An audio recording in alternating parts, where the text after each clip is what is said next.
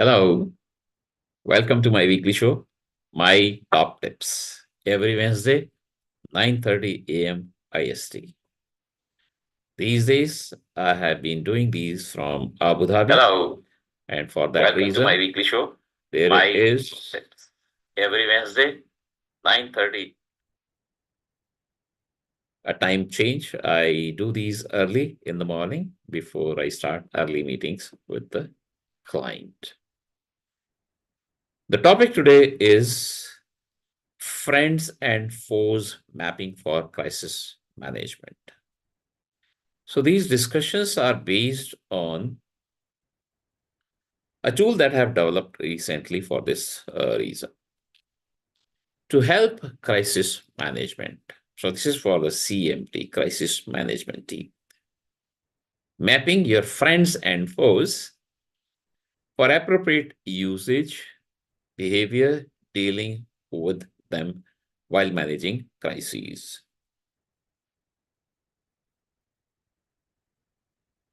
The objective is to understand the concept of friends and foes, take some cases of such interested parties, develop a map, and explain with some examples. The purpose is that effective mapping of interested parties will allow the CMT, crisis management team, to prioritize engagement, tailor communication, and mitigate risks by understanding the interests, influence, and support levels of key interested parties. So everyone doesn't behave equally with us. We do not have same relationships, same type or level of relationship with everyone. During crisis, it's good to know who is close to us, who will be reasonable with us, and who may not be. And that's what the concept is, to understand friends and foes and then use them or tailor our response interaction with them appropriately. By definition, I'm saying interested parties mapping is the process of identifying and categorizing key interested parties based on their influence. So everyone doesn't have equal influence. Some have more, some have less. And interest, similarly, one may be less influential, but highly interested in you. It's good to know them. And the support level. Someone is always critical of you, someone is supportive of you. So it's good to know that this mapping is this process that I'm talking about. This will help the CMT to strategically manage these relationships during a crisis.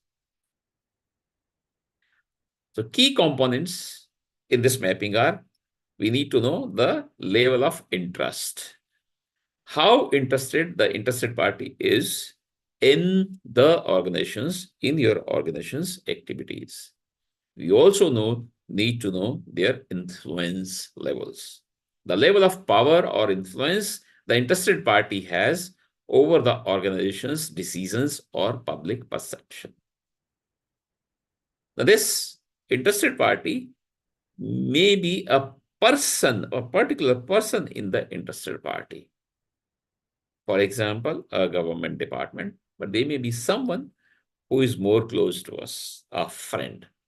And there may be someone who is always critical of us. So, foe. Both need to be known and both need to be managed appropriately. Third level I'm saying is the support that we get from these people.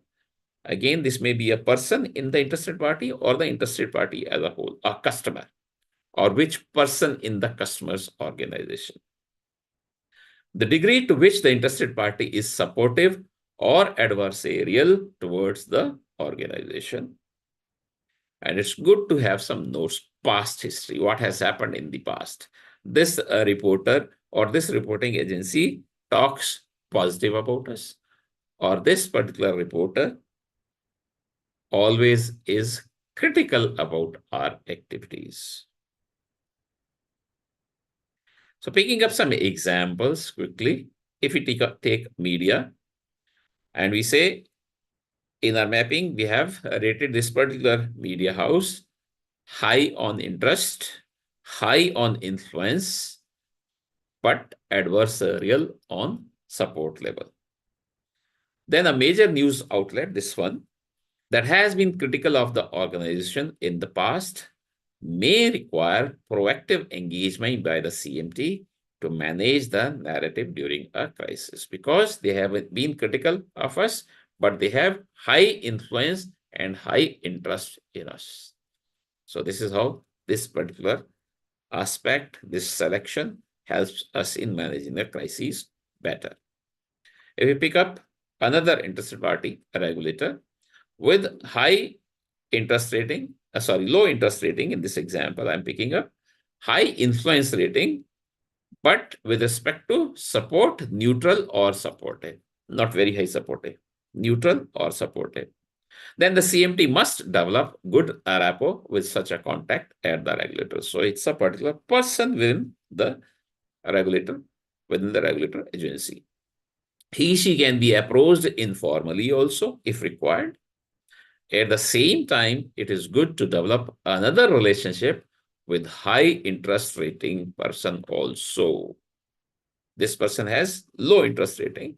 So this mapping helps us to understand during our good times before crisis, we should act upon in that direction also to develop another contact with high interest rating in this organization. If we pick up a government agency or department, interest rating is medium to high, influence rating is high, and support level is supportive. So they have been staying positive about us. This is an example from India. When the first lockdown was announced during COVID-19 pandemic, some industries had to seek relaxation for continuous operations without lockdown. For example, pharma, for example, steel and aluminum manufacturing companies.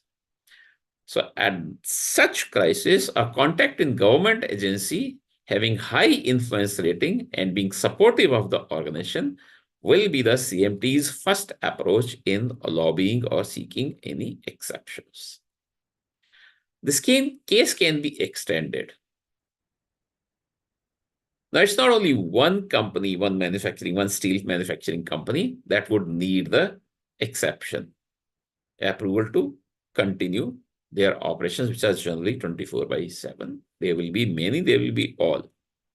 So perhaps it will be a union of these companies. It may be a trade group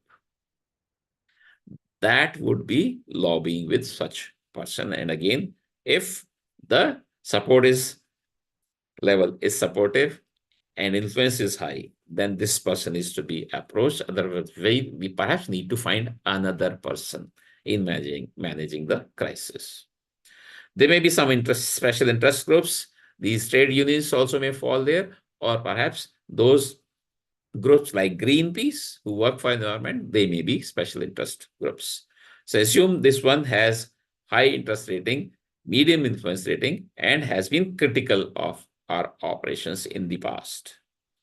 An environmental group critical of the organization's practices may need to be reassured through dialogue about the company's commitment to sustainability. Crisis has happened.